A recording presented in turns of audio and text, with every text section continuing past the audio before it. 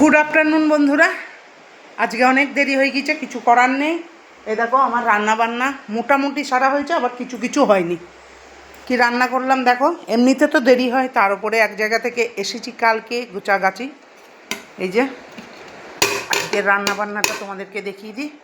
ডেলিকার মতন সাদা ভাত, আর এখানে আছে পালং শাক, সব কিছু দিয়ে বেগুন মূলো, তারপরে পেঁপে, এসব কিছু দিয়ে সিম, সব কিছু দিয়ে একটা পালং শাকের ঘন্ট।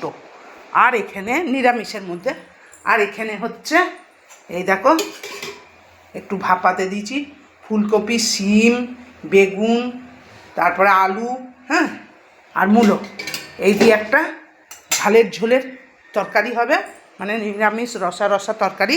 আর এই যে এখানে আছে মিষ্টি দই, আর আমাদের আঁশের মধ্যে এই দেখো যে মাছটা দেখালাম, ওই মাছ দিয়ে আলু দিয়ে কচু দিয়ে রসা, মানে খুব ঝোলও নয় আবার পাতলাও নয়, এই একটা হচ্ছে এই আমাদের তরকারি। এই আজকে দুপুরের লাঞ্চের মেনু বন্ধুরা। আজ